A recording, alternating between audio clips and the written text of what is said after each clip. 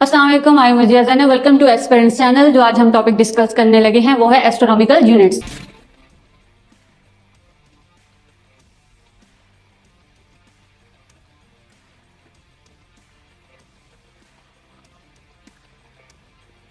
तो चलिए देखते हैं कि एस्ट्रोनॉमिकल यूनिट्स हैं क्या। एस्ट्रोनॉमिकल यूनिट के देखिए it is the average distance between the earth and sun which is 93 million miles और 150 किलोमीटर। ठीक है, वन जो है 1 IU किसके इक्वल है 149.6 किलोमीटर के। ठीक है, अर्थ और सन के दरमियान में जो डिस्टेंस है उसको जब हम मेजर करते हैं तो वो किसके इक्वल आता है 1 एस्ट्रोनॉमिकल यूनिट के, और 1 एस्ट्रोनॉमिकल यूनिट है 149.6 किलोमीटर के इक्वल। ठीक है, तो जो सन का अर्थ से डिस्टेंस है या अर्थ का सन से डिस्टेंस है वो भी कितना है 150 किलोमीटर। तो इसलिए ये जो यूनिट है अगर उसमें हम अर्थ के डिस्टेंस की बात करें तो हम उसको किस तरह से डिस्क्राइब करेंगे कि अर्थ और सन में जो डिस्टेंस है वो 1 एस्ट्रोनॉमिकल यूनिट है। अब हमें ये पता कैसे चला कि अर्थ और सन के दरमियान में जो डिस्टेंस है उसे हमने जब माइल्स में देखा तो वो 93 मिलियन माइल्स था, लेकिन हमने उसे एस्ट्रोनॉमिकल यूनिट्स में ही क्यों डिस्क्राइब किया। ठीक है, और किलोमीटर में देखें तो वो 150 किलोमीटर है। अब ये जो सिस्टम इंट्रोड्यूस करने की जरूरत पड़ी क्योंकि इस तरह से अगर हम डिस्टेंस देखें तो ये बहुत ज्यादा है, मिलियन माइल्स है, ये 150 मिलियन किलोमीटर है। तो गैलेक्सीज के दरमियान में और स्टार्स के दरमियान में क्योंकि बहुत ज्यादा डिस्टेंस होता है, उनकी जो कैलकुलेशन उनका जो नंबर है उसको कम करने के लिए अपनी आसानी के लिए हमने एक नया यूनिट इंट्रोड्यूस करवाया जिसको बोलते हैं एस्ट्रोनॉमिकल यूनिट।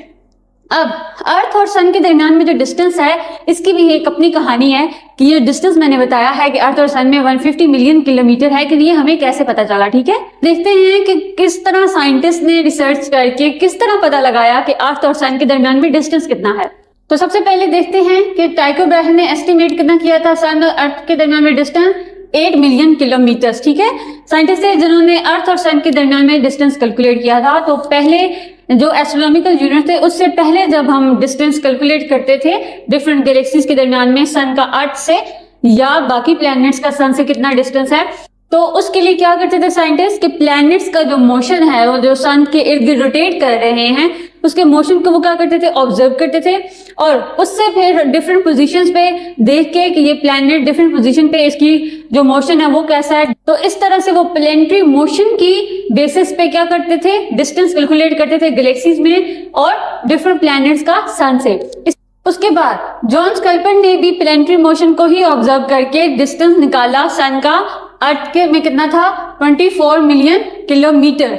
ये थी पुरानी बात है जब साइंटिस्ट प्लैनेट्स के जो मोशन है उसको ऑब्जर्व करते थे और फिर एस्टिमेट लगाते थे कि सन का या डिफरेंट किसी और प्लैनेट का सन से कितना डिस्टेंस है। ठीक है, लेकिन बाद में एक एस्ट्रोनॉमर थे जो हैं गियोवानी कैसिनी, उन्होंने क्या किया एक बेटर एस्टिमेट लगाया था बाय यूजिंग मार्स। उन्होंने क्या किया कि मार्स को यूज करके एक एस्टिमेट लगाया था जो था 140 मिलियन किलोमीटर, जो आज का एक एस्ट्रोनॉमिकल यूनिट है उसके बहुत ज्यादा करीब है।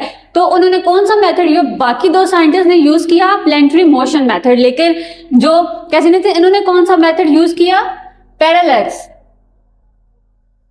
इन्होंने पैरेलैक्स मेथड यूज किया। तो पैरेलैक्स मेथड क्या होता है, पहले मैं आपको बताती हूँ कि पैरेलैक्स क्या है। पैरेलैक्स क्या है कि अगर आप एक पेंसिल लें, अगर आप एक आंख बंद करें और इसका देखें साइड देखें, इसी तरह से आप अपनी दूसरी आंख बंद करें और इसके पोजीशन देखें, तो जब आप एक आंख से जब बंद करके दूसरी आंख से देखेंगे तो स्लाइटली जो इसकी पोजीशन है वो आपको शिफ्ट होती नजर आएगी। ठीक है, ये जो फिनोमिना है कि आप डिफरेंट एंगल से देख रहे हैं और ये जो शेडो है या जो पेंसिल है ये आपको शिफ्ट होती नजर आ रही है, इस मैकेनिज्म को बोलते हैं पैरेलैक्स। ठीक, तो इस साइंटिस्ट ने पैरेलैक्स मेथड कैसे यूज किया। ठीक है, तो अगर हमने देखना है डिस्टेंस अर्थ से सन का, तो क्या किया कि अर्थ पे उन्होंने 2 ऑब्जर्वेटरीज यूज की। एक को इस एंगल से उन्होंने देखा, ठीक है, इस तरह से, एक ऑब्जर्वेटरी को इस एंगल से देखा इधर पे। ठीक है, जब 2 लोकेशन से 2 डिफरेंट पॉइंट से जब उन्होंने ऑब्जर्व किया तो इनके दरमियान में जो एंगल बनता है यहाँ पे उसको बोलते हैं इस तरह से थीटा। ठीक है, अब 2 ऑब्जर्वेटरी के दरमियान में जो डिस्टेंस है उसको तो हम कैलकुलेट कर सकते हैं ना, क्योंकि वो कहाँ पे है अर्थ पे है। 2 ऑब्जर्वेटरी के दरमियान में जो डिस्टेंस है उसको हम इंडिकेट करते हैं B से, और ऑब्जर्वेटरी का सन से जो हमने जिस भी ऑब्जेक्ट का डिस्टेंस मेजर करना है, उसके पॉइंट तक का जो डिस्टेंस होता है वो होता है d, ठीक है। ये तीनों चीजें आ गई, तो ये जो d है फिर ये हम कैसे कैलकुलेट करते हैं, d is equal to b divided by theta, जो ये एंगल, जिस एंगल से ये दोनों ऑब्जर्वेटरी रखी गई थी और जिस तरह वो देखा, इस तरह इस मेथड से डिफरेंट पोजीशन से ऑब्जर्व करके इसका एंगल, तो फिर उन्होंने क्या निकाला, d। इस तरह से जो सारी एस्टिमेशन निकली, तो अर्थ का सन से जो डिस्टेंस कैलकुलेट हुआ एंड पे वो था 140 मिलियन किलोमीटर। तो आज हम देखते हैं कि जो सन का अर्थ से डिस्टेंस है वो है 1 एस्ट्रोनॉमिकल यूनिट, जो हमने न्यू टेक्नोलॉजीज स्पेस मिशंस के जरिए और रडार रीडिंग के जरिए से कैलकुलेट किया था। लेकिन जो सबसे क्लोज एस्टिमेशन है जो आज के डिस्टेंस के साथ अगर हम कंपेयर करें, तो वो इन साइंटिस्ट की थी जिन्होंने पैरेलल मेथड यूज करके निकाली। उसके बाद हम डेफिनेशन देखते हैं एस्ट्रोनॉमिकल सिस्टम यूनिट्स की, तो वो क्या है, ट्राई डायमेंशनल क्या है, in that it defines units of length, mass and time. अगर हम एस्ट्रोनॉमिकल यूनिट ऑफ टाइम की बात करें तो ये एक 1 लाइट ईयर के इक्वल होता है। तो इनफॉर्मली अगर हमने गैलेक्सीज के दरमियान में डिस्टेंस देखना हो, या स्टार का किसी गैलेक्सी के साथ, या डिफरेंट गैलेक्सीज का आपस में डिस्टेंस देखना हो, तो इनफॉर्मली जो हम यूनिट यूज करते हैं वो क्या है, लाइट ईयर है। लाइट ईयर किसके इक्वल है, 100 ट्रिलियन किलोमीटर्स के, जिस तरह से उसे डिफाइन किया गया है इंटरनेशनल एस्ट्रोनॉमिकल यूनिट्स में। अगर हम लाइट ईयर की डेफिनेशन की बात करें तो it is the distance light travels in the vacuum in 1 Julian year. तो 1 जूलियन ईयर क्या है, 1 जूलियन ईयर का मतलब है कि जो अर्थ है वो सन के इर्द गिर्द जो रोटेट करती है, जो टाइम पीरियड लेती है रोटेट करने के लिए, उसको हम कहते हैं 1 जूलियन ईयर। और आपको पता है कि वो किसकी इक्वल है, 362.5 डेज के, ठीक। और लाइट ईयर को हम ज्यादातर गैलेक्टिक स्केल पे या फिर 2 स्टार्स में या डिफरेंट स्टार्स के दरमियान में जो डिस्टेंस कैलकुलेट करना हो उसके लिए यूज करते हैं। तो ये हम इनफॉर्मली यूनिट यूज करते हैं। तो जो यूनिट हम प्रोफेशनली यूज करते हैं वो पैरा सेकंड है। पैरा सेकंड 2 चीजों से डिराइव्ड हुआ है, पैरा मतलब पैरालेक्स से, और सेकंड जो है वो आर्क सेकंड से, ठीक है। ये यूज होता है प्रोफेशनली यूनिट, और जो अगर लाइट ईयर से इसका कंपैरिजन करें तो जो पैरालेक्स यूनिट है 1 वो 3.26 लाइट ईयर्स के इक्वल है। उसके बाद देखते हैं astronomical unit of mass. Definition देखिए, astronomical unit of mass is the solar mass. ये एक स्टैंडर्ड वे है मास ऑब्जर्व करने का, किसका, स्टार्स का और गैलेक्सीज का। स्टार्स और गैलेक्सी का जब हमें मास देखना होता है, ऑब्जर्व करना होता है, तो हम उसे किस यूनिट में ऑब्जर्व करते हैं। अगर स्टैंडर्ड वैल्यू देखी जाए सोलर मास की तो वो किसके इक्वल है, 1.9 प्लस माइनस 0.04 10 की पावर 30 किलोग्राम। ये एक 1 सोलर मास के इक्वल एक स्टैंडर्ड वैल्यू है, जिसको हम यूज करके बाकी सारे का क्या करते हैं, मास कैलकुलेट करते हैं। इसी तरह अगर हमने बाकी सेलेस्टियल बॉडीज जो डायनामिक्स में, जो यूनिवर्स में प्रेजेंट हैं सोलर सिस्टम में, उनका अगर हमें मास कैलकुलेट करना हो तो उसको हम कैलकुलेट करते हैं थ्रू जीएम। ये एक ग्रेविटेशनल पैरामीटर है, ठीक है, जीएम, जिसमें जी क्या है हमारा,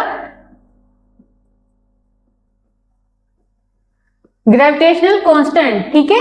तो यहाँ पे जी क्या है, ग्रेविटेशनल कांस्टेंट, और जो एम है वो हमारा स्टैंडर्ड मोलर मास है। जब हमने किसी और सेलेस्टियल बॉडीज का मास कैलकुलेट करना होता है तो हम ग्रेविटेशनल कांस्टेंट यूज करते हैं और इस पैरामीटर से उनका मास कैलकुलेट करते हैं। तो अगर हम ग्रेविटेशनल पैरामीटर की बात करें ऑप्शन, तो उसकी जो स्टैंडर्ड वैल्यू है वो हमारे पास 1.3 10 की पावर 20 है। तो ये थे astronomical units of length, mass and time, जिससे हम गैलेक्सीज का आपस में डिस्टेंस कैलकुलेट करते हैं, स्टार का गैलेक्सी के दरमियान में डिस्टेंस कैलकुलेट करते हैं, और उनके जो मैसेज हैं उनको भी कैलकुलेट करते हैं।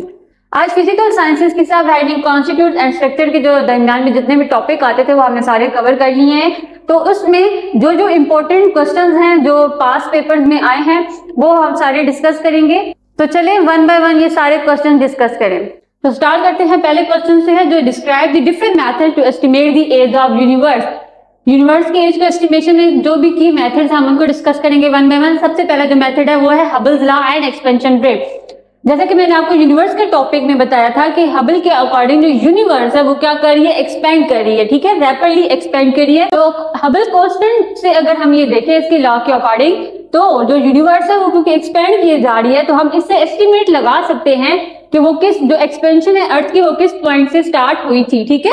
तो ये कंपैरिजन करके यूनिवर्स की एज क्या कर सकते हैं, निकाल सकते हैं। दूसरा मेथड है कॉस्मिक माइक्रोवेव बैकग्राउंड। ये ऐसी रेडिएशन है कि जब यूनिवर्स ओरिजिनेट हुई थी तो कुछ रेडिएशन पीछे रह गई थी, लेफ्ट ओवर रेडिएशन थी।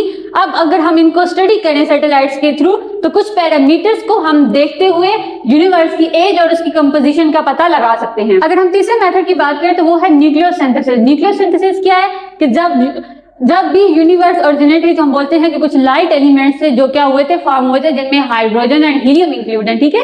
तो न्यूक्लियोसिंथेसिस के अकॉर्डिंग ये जो लाइट एलिमेंट्स ओरिजिनेट हुए थे यूनिवर्स के बनने के थोड़ी देर के बाद, उनको हम एज ए इंडिकेटर लें और कंपेयर करें उनकी जो अबंडेंस है उसको आज के नंबर से, ठीक है। जब हम कंपेयर करते हैं जब अर्लीस्ट उनका नंबर था और जो अभी उनका नंबर है। अगला क्वेश्चन है explain the terms dark energy and dark matter. सबसे पहले देखते हैं हम डार्क मैटर को।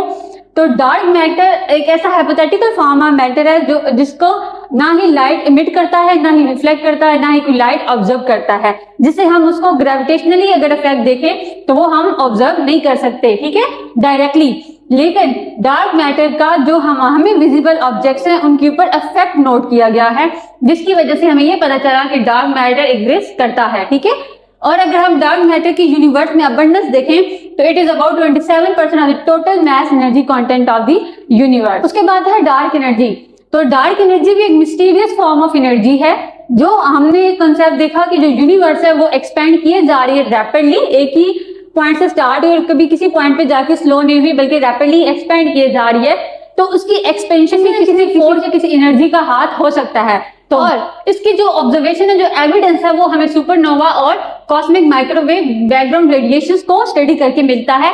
और अगर हम इसकी अबंडेंस की बात करें तो सबसे ज्यादा डार्क एनर्जी की है कंसंट्रेशन, वो कितनी है, 68% of the total mass of the universe. अगला क्वेश्चन है ब्लैक होल का। Explain the term black hole and words expected inside it. तो ब्लैक होल, जैसे मैंने आपको शुरू वाले लेक्चर्स में भी बताया कि ये एक ऐसा रीजन है स्पेस का जहां पे ग्रेविटेशनल फील्ड बहुत ज्यादा होती है और डेंसिटी भी इन्फिनिट होती है।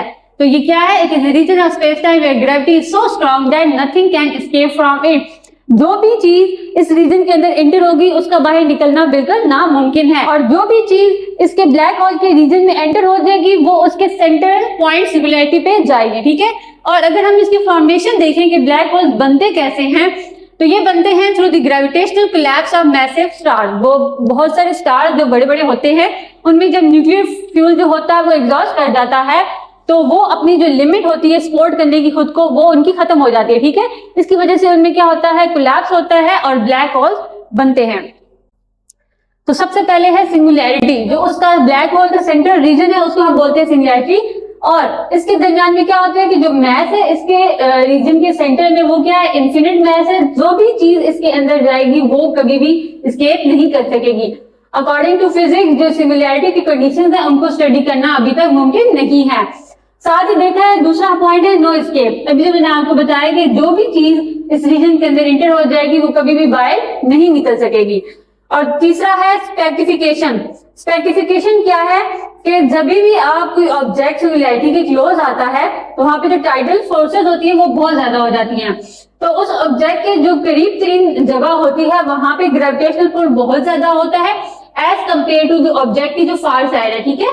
तो उसके जो नजदीक ग्रेविटेशनल पुल है वो बहुत ज्यादा है और अगर उसको थोड़ा दूर देखें तो ग्रेविटेशनल पुल बहुत कम है। इस वजह से ये एक स्ट्रेच हो जाती है into a long thin shape. उस शेप को जो लॉन्ग थिन शेप बनती है उसको हम बोलते हैं स्पेक्टिफिकेशन। उसके बाद अगर हम टाइम डायलेशन की बात करें तो टाइम डायलेशन क्या है, time near the black hole is dilated. इसका मतलब है कि टाइम बहुत ही स्लोली पास करेगा for an observer near the event time horizon compare to the observer far away. जब वो ब्लैक होल के रीजन के पास अगर कोई ऑब्जर्वर है तो वहां पे उसके लिए टाइम बहुत ही स्लोली ट्रेवल करेगा as compare to the object या ऑब्जर्वर जो थोड़ा दूर पे होगा। तो अगर हम अगला क्वेश्चन देखें तो वो है how can sun have such strong gravitational field if it is made of hot gases. अगर आपका सन बहुत ही हॉट गैसेस से मिलकर बना है तो उसकी ग्रेविटेशनल फील्ड जो है वो ज्यादा क्यों है। तो उसकी दो ही वजह है। जो ग्रेविटेशनल फील्ड है वो डिपेंड करती है मैस ऑफ ऑब्जेक्ट पे और distance from its centre, density और मैस पे डिपेंड करता है। जैसे क्या होगा कि जो हाइड्रोजन है वो हीलियम में कन्वर्ट हो जाएगी और एक ट्रिमेंडस अमाउंट ऑफ एनर्जी वहां पे रिलीज होगी। तो और दो चीजें हैं जो ग्रेविटेशनल फील्ड और जो सन है उसको स्ट्रॉन्ग करती हैं, उसके डायरेक्टली प्रोपोर्शनल है, एक उसका मास और एक उसकी डेंसिटी। जैसे कि आपको दूसरा पॉइंट मैंने बताया कि इसकी जो हाई डेंसिटी है, आउटर लेयर्स में इसकी डेंसिटी बहुत कम होती है, लेकिन जैसे ही आप कोर में जाते हैं तो उसकी डेंसिटी वहां पे क्या होती है, ज्यादा होती है। और तीसरी चीज जो ग्रेविटेशनल पुल जो है, जो फील्ड है उसको डायरेक्टली पावर इंक्रीज करती है, वो है इसकी कंपैक्टनेस। ठीक है, तो ये जो सन का जो मास है वो बहुत ही स्मॉल वॉल्यूम में कंपैक्ट हुआ होता है एट इट्स सेंटर, और ये जो कंपैक्टनेस है ये भी एनहांस करती है स्ट्रेंथ ऑफ ग्रेविटेशनल फील्ड। अगला क्वेश्चन है differentiate between the star and the planet, what is the magnitude of the star and how it correlate with its temperature. तो पहले स्टार और प्लैनेट में डिफरेंशिएशन कर लेते हैं।